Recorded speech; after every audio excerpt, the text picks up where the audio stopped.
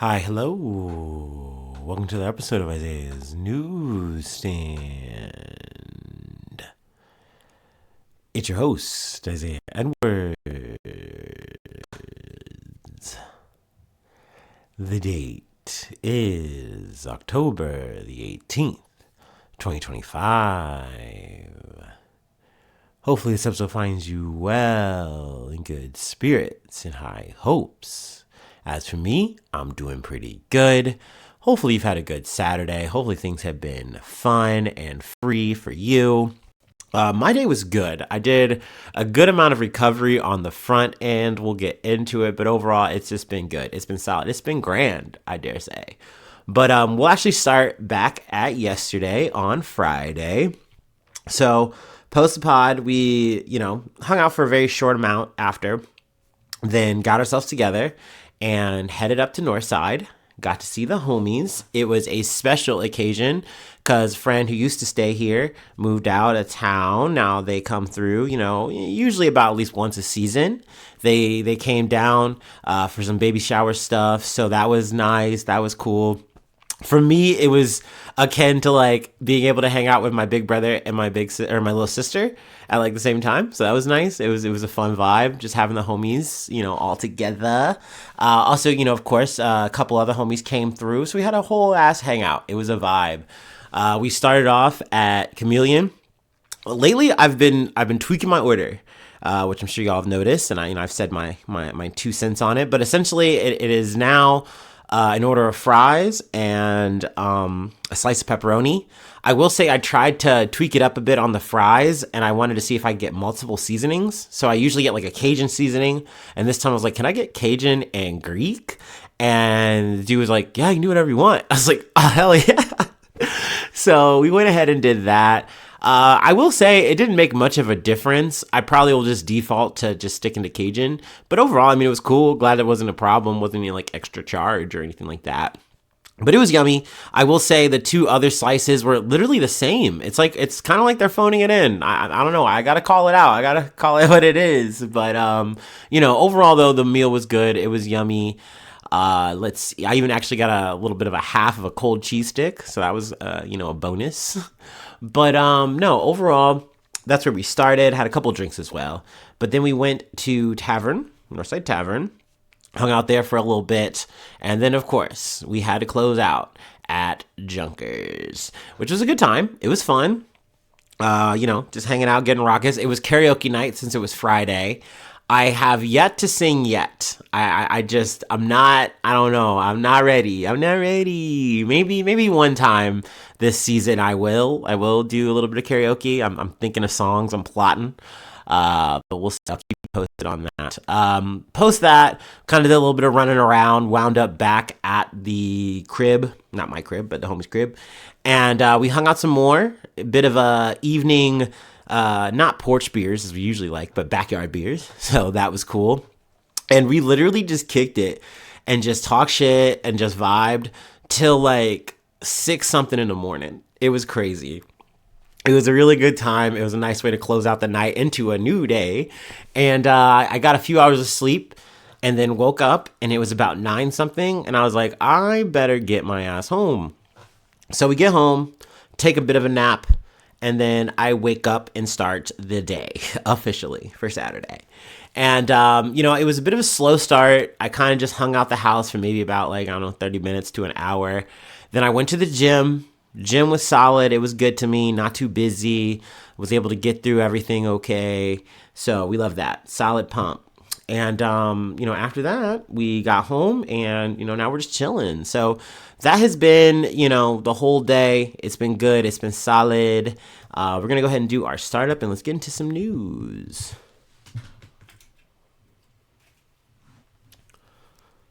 I definitely do miss the consistent, going out on Saturdays, but it is a nice change of pace doing Fridays. I'll say that much.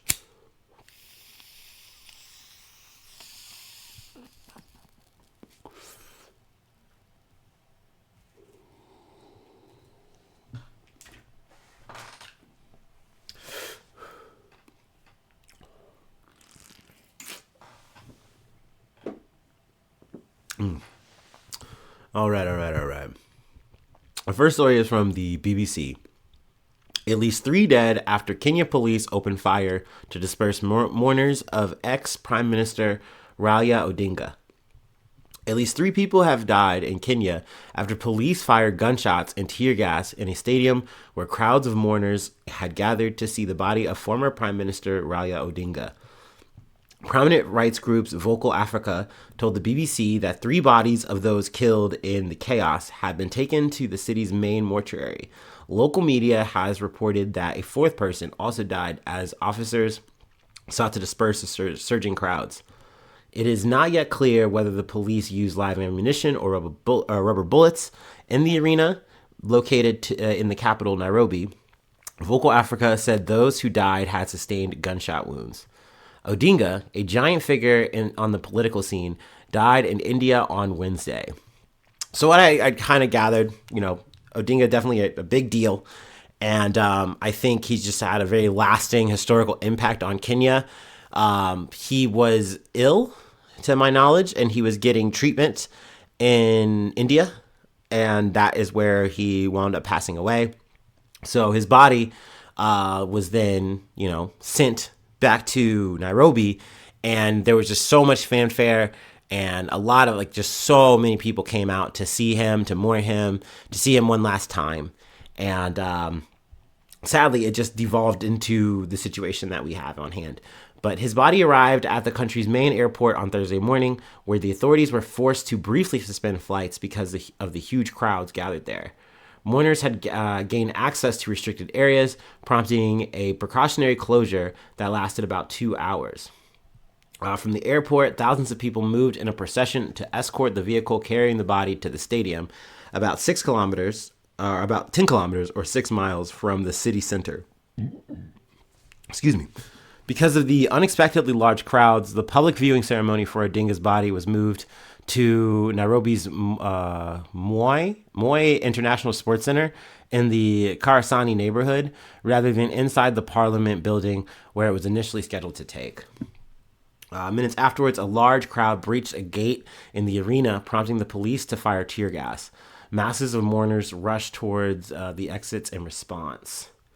A BBC reporter at the scene also saw men in civilian clothing beating protesters with batons. We can confirm that by the end of the day that our officers who were stationed at the Nairobi funeral home, also known as the city mortuary, saw 3 bodies brought in with gunshot wounds. Hussein Khalid, Vocal Africa CEO, told the BBC. So I think definitely with this gunshot wounds part, it's very important because that clashes with what I believe Nairobi law enforcement was saying is that, we were only using tear gas and rubber bullets, but these people didn't clearly die by that. So, unless you're saying it was some kind of civilian situation, I don't know. But I definitely want to come back to the story if I do hear any more. They kind of just go through some more testimonials and people who did, go to visit the casket, everything like that. Definitely, he will be very, very missed, Odinga. And it is a shame that, people coming out to turn out led to people getting killed by law enforcement. It's definitely a really fucking sad thing to see. But like I said, if I get more details, more information on what happened, I'll definitely be back to this story. But yeah, let's go ahead and move on to our next one from NPR.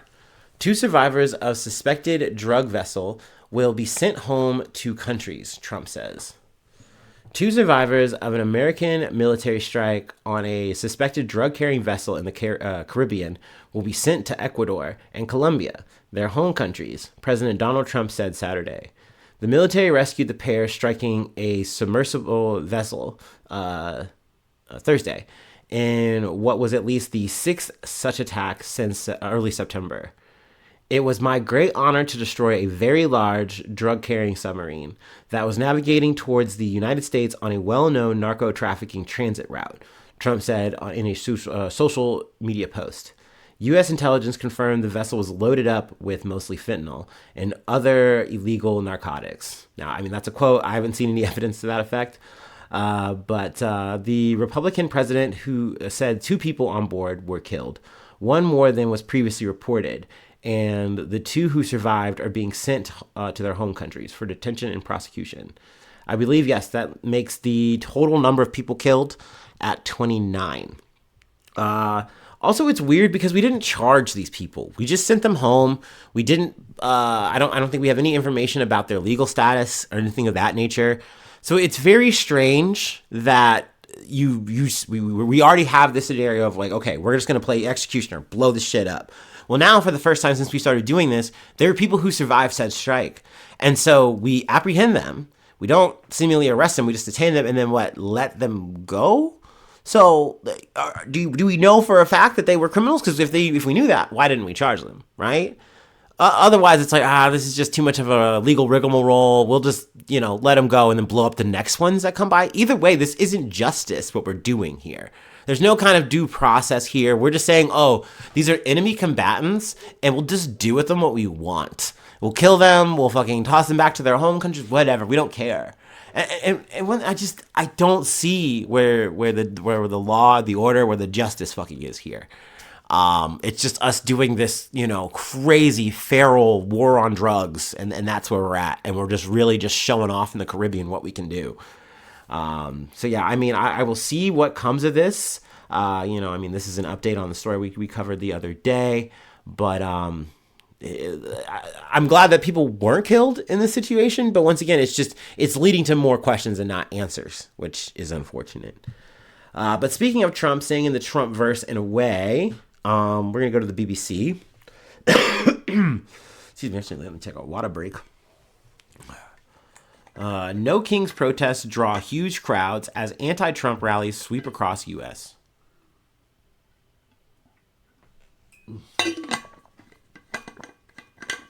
All right. Huge crowds have gathered to protest against President Donald Trump's policies in cities across the U.S., among them New York, Washington, D.C., Chicago, Miami, and Los Angeles.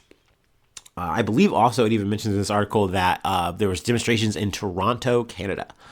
The rally in New York City's iconic Times Square drew thousands of people not long after it began on Saturday morning. The streets and subway entrances were densely packed with people holding up signs with slogans like "Democracy, not monarchy. The Constitution is not optional." Excuse me.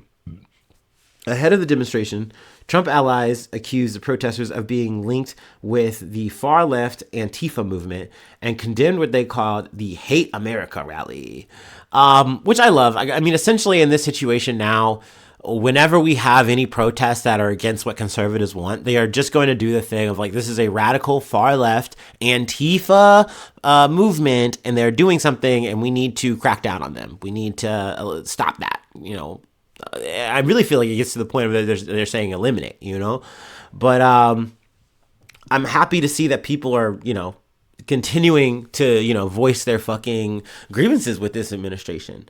That the worse it gets, meaning that, hey, we're not going to stop. We're going to keep coming out here and we're going to keep fucking booing you, dude. Let's see here. I feel like overall I haven't heard too much raucous. I haven't heard of any kind of, luckily I haven't heard of any deaths or anything like that. Overall, it seems that things are peaceful. Let's see here. What else did I want to pull? Yeah, they just kind of go through various cities and stuff. And testimonials from people. Let's see. They did have a bit of a factoid that I wanted to kind of hit if I have it highlighted. Americans are deeply divided on Donald Trump. A recent Reuters IPSOS poll, is it Ipsos? Whatever. Ipsos poll found that only 40% approved of his performance as a president, while 58% disapproved. This puts him about on par with his average approval rating during his first term, but lower than his 47% approval rating when he took office for the second time in January. Now, polls are always fucking relative. I kind of touched on this the other day where I was saying that like there hasn't been too much motion in his polls. It seems like the same amount of people kind of dislike what he's doing, and there's still the same amount of people who do like what he's doing. But and also you could see Biden's polls. They mentioned that in the next sentence, talking about how it's like, yeah, he also didn't look too good. So it's usually bad for the incumbent, period. But it does seem like, hey, the further this goes on, the more Trump floods the zone with more bullshit, troops, whatever. I mean, sure, he's gonna try to pad his stats with like the ceasefire and stuff like that in Israel and Gaza, but and he's also, I think, trying to work on peace with Ukraine and Russia. He met with Zelensky recently, and then he's planning on doing another meet with Putin in Hungary, if I'm not mistaken. There's some China stuff involved too, but that's another thing. But I mean, hey, he's trying to do the abroad thing, but he's also doing a ton of shit domestically. And I think people are really not liking the domestic stuff at all. They're really hating it. But hey, I mean, we'll see how things go. We'll see how things shake out. I'm not sure if these protests are going throughout the whole weekend. I kind of assume that they will. But, if I get any updates, any, happenings, we'll definitely be coming back to talk about the No Kings protest. I think, yeah, this is our second time talking about it. So, like I said, I don't think this is something that's going away. I don't think it's something that's stopping. I think, people know that it's like, hey, we got to fight for our rights in any way, shape, or form we can. And, coming out and voicing our disapproval, physically, I think it does mean something. So, respect to all the people coming out here and really standing up.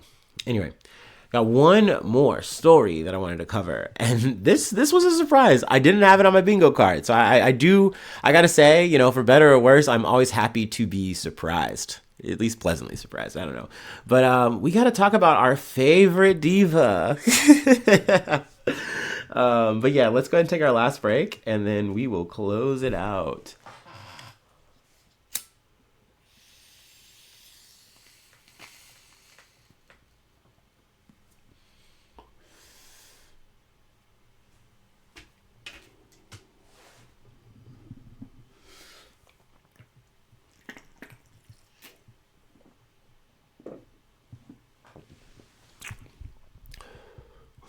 Ooh. All right. Last story comes from The Guardian. Disgraced former Congressman George Santos released from prison in New Jersey. Disgraced former U.S. House member George Santos was released from prison in New Jersey late on Friday, hours after the Republicans' 7-year, 3-month prison sentence for wire fraud and aggravated identity theft was commuted by Donald Trump. The ex-statement attributed to Santos's lawyer, Joseph Murray, called Trump the greatest president in U.S. history. God bless President Donald J. Trump. Murray's posts also said. The Post credited the influence of several Republican political figures besides Trump for Santos's release, which came less than 3 months into his sentence. That included U.S. House member Marjorie Taylor Greene of Georgia, who Murray said fought like a lion for Santos's release. Others were House members Lauren Boebert and Anna Paulina Luna, as well as former Congressman Matt Gaetz. Justice Department of Bureau of Prisons officials and Deputy U.S. Attorney General Todd Blanche. Even Todd Blanche had to step up and say some shit. Like, man, free this man. He didn't do anything but some crimes. what? And I love this narrative of like, what about a second chance, right? Like, don't I deserve this second chance? It's like, yeah, dog, you would have gotten it in less than a decade, Like, just wait it out. I don't understand. You did the crimes. And essentially we're saying, yeah, no, it's all good. We accept that. And it's like, yeah, but like, I don't deserve all this time, right? Like, surely no. So it's wild to me that Donald Trump said, yeah, dude, let's free him. Let him go. Like, I wonder if it was really the pitch, if he was wowed by this.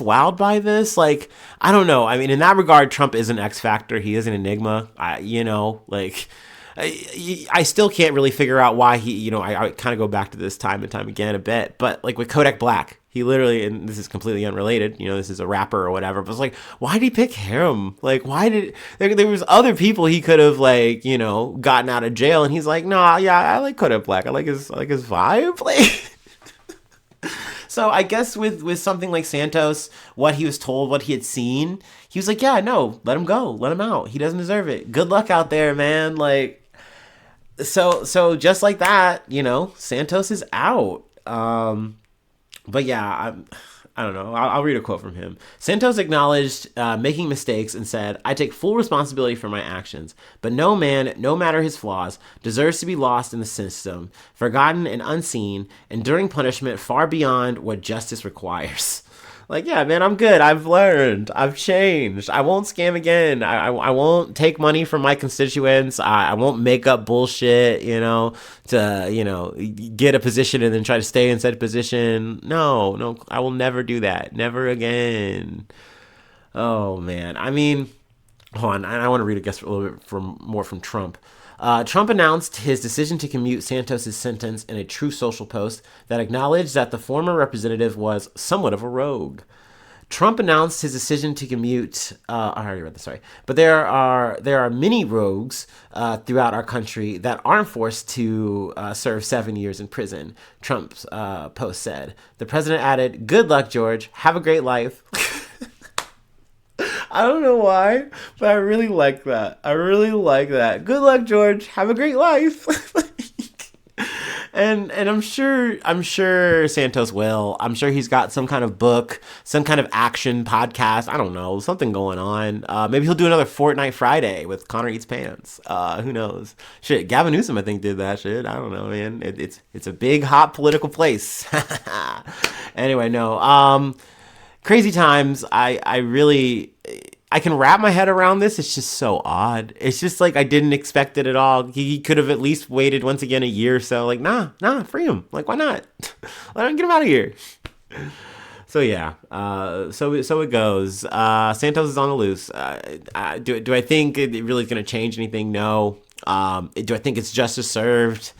Probably not. Like, I mean, if you're a person who got scammed by Santos, you gave money to his campaign and he just, spent it on clothes. It didn't even go to that. I imagine you're a bit disgruntled. I don't know, man. But also, I can't imagine, one, donating to any politician. It's not something I've done. But let alone someone like a George Santos. Like, I feel like that's a boggler for. I feel like even your average conservative isn't picking him. But I mean, hey, he did get New York. I don't know. He was in Long Island, right? Fucking making it work, making it twerk. I don't know. I don't know. Sorry. I guess I'm just spending longer on this because I thought this shit was over. I thought that we put a nail in this chapter. We were done. We weren't gonna have to talk about Santos anymore. The exploits were done, but nope, freed. Santos freed. Anyway, that's it. That's all I have for today. If you'd like to help out support the effort, I do have a Patreon. Patreon.com/ZaneNews. Become a newsie today. Free ways to hit me up at zanews1@gmail.com. Feel free to follow me or the podcast on any of the socials. Subscribe to the YouTube. Follow on TikTok. Follow on Spotify. Wherever you like to listen. Leave a like. Leave a cool comment. Sharing is caring. It can be fun. But no, you don't have to do all that. 5 stars on Spotify or Apple Podcasts are also appreciated. But really, you just hanging out, listening, even if it is just for a minute, that's super cool. I love that.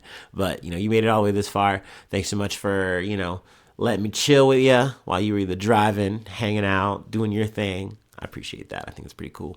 So yeah, thanks so much for tuning in. Thanks so much for being a friend. And hopefully I see you soon for some more good news. I love ya. Bye-bye. Mwah.